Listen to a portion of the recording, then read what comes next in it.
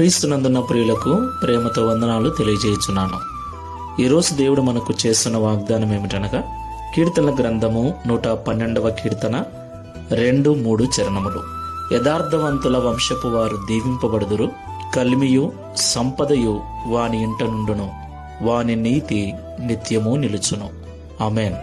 నా ప్రేమైన సహోదరి సహోదరులారా, కలిమి కలిగి జీవించాలని, ఇంటి నిండా సంపదలతో తులతూగాలని ఎవరికి మాత్రం ఉండదు చెప్పండి.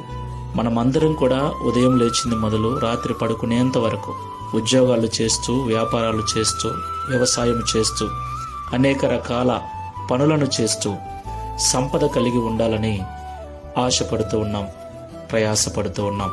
నా ప్రియులారా, మన కలిమి, మన సంపద మన యొక్క యథార్థత మీద ఆధారపడి ఉంటుందని దేవుడు ఈ ఉదయకాల సమయంలో మాట్లాడుతున్నాడు. మనము పని చేసినా, వ్యవసాయము చేసినా, వ్యాపారము చేసినా, ఏ పని చేసినా కూడా యథార్థమైన జీవితం కలిగి చేస్తే ఆ యథార్థత మనకు నీతితో కూడిన కలిమిని, నీతితో కూడిన సంపదను అనుగ్రహిస్తుంది. కాబట్టి యథార్థమైన జీవితం కలిగి ఈ లోకంలో మనం జీవించాలి.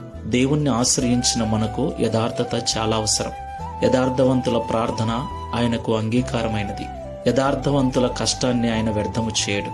కాబట్టి అబద్ధాలను మానివేయండి, నటనా జీవితాన్ని మానుకొనండి, యథార్థమైన జీవితంతో జీవించండి, కష్టపడండి. దేవుడు మీ ప్రయాసను వ్యర్థము చేయక మీ ఫలమును నిత్యము నిలిచే విధంగా ఆశీర్వదిస్తాడు. ప్రార్థన చేసుకుందాం. పరిశుద్ధుడా, ప్రేమ కలిగిన యేసయ్య, మీకు స్తోత్రాలు చెల్లిస్తూ ఉన్నాం. యథార్థవంతుల వంశపు వారు ఆశీర్వదించబడతారని, కలిమియు సంపదయు వాని ఇంట ఉంటుందని, వాని నీతి నిత్యము నిలుచునని మాతో సూటిగా మాట్లాడినందుకు స్తోత్రాలు. నిజమే తండ్రి, ఎంతో కష్టం. Download ShareChat.